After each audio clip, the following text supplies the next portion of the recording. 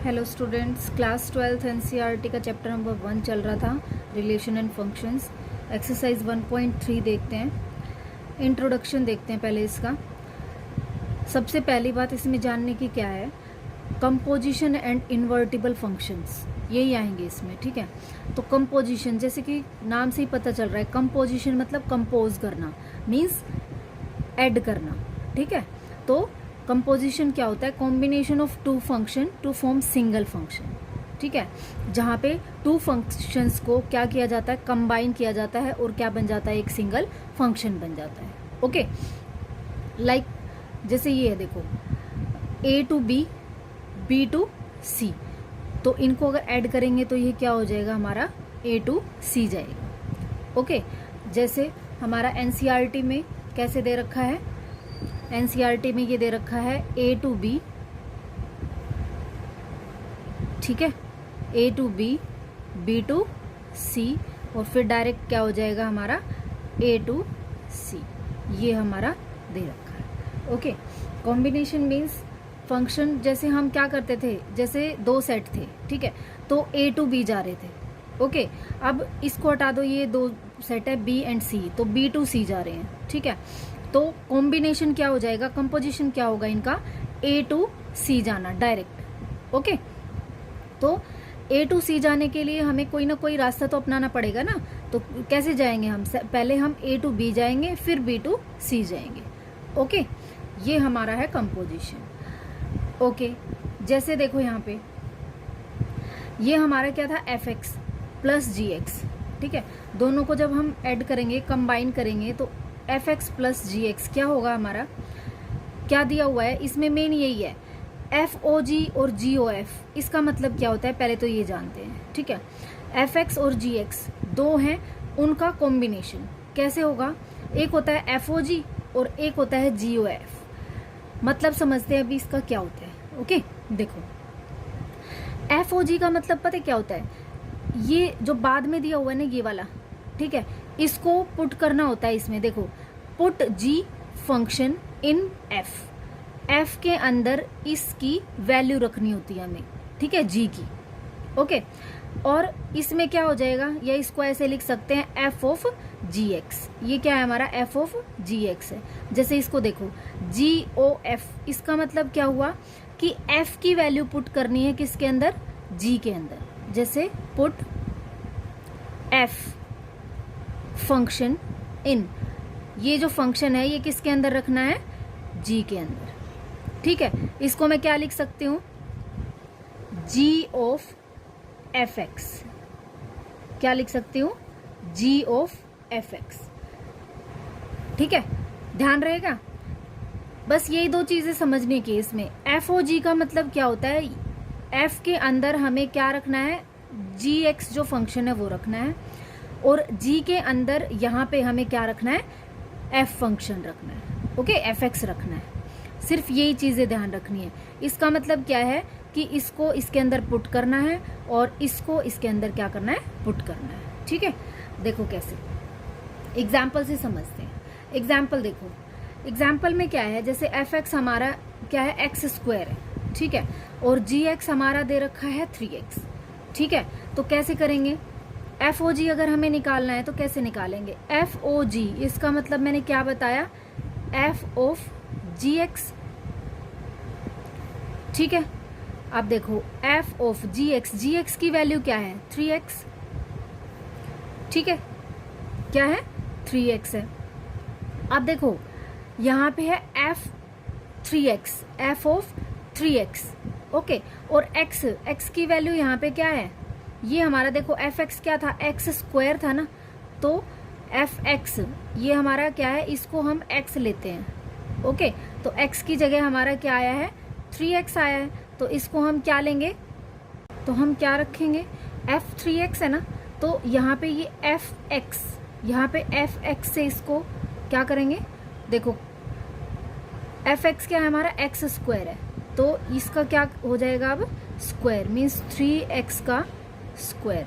ठीक है, ये इसके साथ क्या करेंगे, हम इसको क्या बोलते हैं, कंपेयर करेंगे। ठीक है, तो 3x और स्क्वायर है, तो ये क्या हो जाएगा 3 3 ज़ा 9x स्क्वायर, ये हो जाएगा हमारा आंसर। ठीक है, ऐसे ही देखो दूसरा एग्जाम्पल देखते हैं। fx हमारा x स्क्वायर है, gx हमारा log x है। ठीक है, तो FOG निकालना है। FOG कैसे निकालेंगे, इसका मतलब क्या होता है f ऑफ gx। ठीक है, तो f gx की वैल्यू क्या है हमारी log x। ठीक है, क्या है log x है, तो f log x क्या होगा हमारा, ये देखो इससे इसको कंपेयर करो। fx क्या है हमारा x स्क्वायर है, तो इसका क्या हो जाएगा स्क्वायर हो जाएगा, क्योंकि x की जगह क्या है हमारा log x है।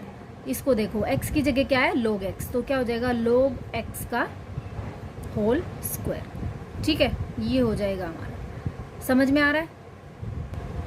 अब देखते हैं इन्वर्टिबल फंक्शन। इन्वर्टिबल फंक्शन क्या होता है, इन्वर्ट से ही पता चल रहा है उल्टा, है ना।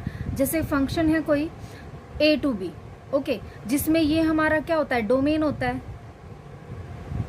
ना, और ये क्या होती है हमारी कोडोमेन होता है। यही होता है ना, ये हमारा डोमेन होता है और ये कोडोमेन होता है। Okay, this to this codomain. Okay, और जी क्या है हमारा B to A means invertible, means उल्टा हो गया। अगर A to B है, B to A हो जाता है, इसका मतलब वो क्या है हमारा इन्वर्टिबल है। ओके, तो B to A मतलब जैसे ये अगर फंक्शन सेट A था और ये B था, ठीक है, तो A to B और B to A हो जाता है, ये क्या हो जाएगा हमारा इन्वर्टिबल फंक्शन। ठीक है, जैसे एग्जाम्पल से समझते हैं।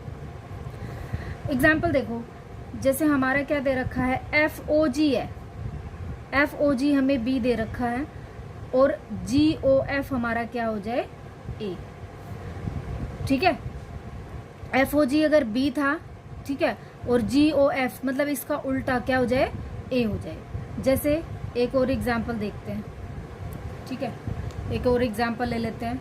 जैसे अगर x equal to sine theta है, ठीक है, x equal to sine theta है, तो इसका इनवर्स क्या होगा, उल्टा क्या होगा इसका, तो इसको इस साइड ले आएंगे साइन को, तो साइन इनवर्स हो जाएगा x, और यहाँ पे क्या बचा थीटा।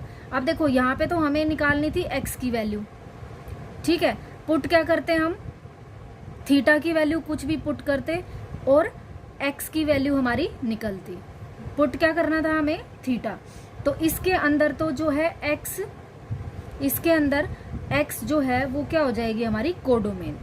x क्या हो गई कोडोमेन हो गई, जो वैल्यू निकलती है वो हमारी कोडोमेन होती है। और जो हम पुट करते हैं, अब जैसे थीटा पुट करेंगे ना यहाँ पे, तो थीटा हमारा क्या हो जाएगा डोमेन। समझ में आ रहा है बात। देखो यहाँ पे इससे समझो कि कोई भी वैल्यू पुट कर रहे थे हम 1 2 3 कुछ भी, है ना, और उससे कुछ वैल्यू निकल रही थी। जैसे यहाँ पे स्क्वायर अगर कर रहे हैं तो 1 2 2 ज़ा 4 3 3 ज़ा 9, ऐसे ये वैल्यू निकल रही थी। अब जो ये वैल्यू निकल रही है ये तो कोडोमेन में आती है ना, और जो हम पुट कर रहे हैं वो पुट कर रहे हैं, ये क्या है, ये हमारा x होता है, ये y होता है। अब जो पुट कर रहे हैं वो ये होता है हमारा, ठीक है, ये क्या है हमारी डोमेन। Okay, domain. तो यहाँ पे देखो पुट क्या कर रहे हैं, थीटा की वैल्यू पुट करते जाएंगे, x की वैल्यू निकलती जाएगी, तो थीटा की वैल्यू पुट करते जाएंगे, ये हमारी क्या है डोमेन, और जो वैल्यू निकलती जा रही है x की वो क्या है कोडोमेन। लेकिन यहाँ पे देखो उल्टा हो गया, इनवर्स हो गया ना। अब साइन इनवर्स x में इक्वल थीटा होगा, मीन्स यहाँ पे x की मैं वैल्यू रखती जाऊंगी और मेरी थीटा की वैल्यू आती जाएगी। समझ में आ रही बात, उल्टा हो गया ना। पहले हम थीटा की वैल्यू रख रहे थे, x की वैल्यू निकलती जा रही थी।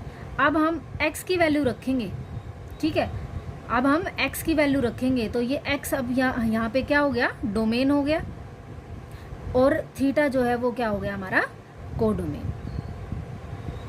समझ में आ गई बात, ये चीज़ है ध्यान रखने की। ओके, बस एक बात और है इसमें, वो और समझ लो, ठीक है, फिर हम 1.3 पे चलते हैं।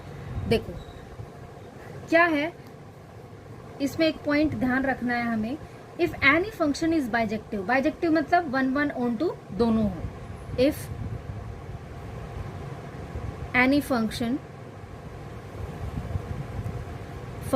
इज बाइजेक्टिव, बाइजेक्टिव का मतलब क्या होता है, जो कि 1 1 भी हो एंड ऑन टू भी हो।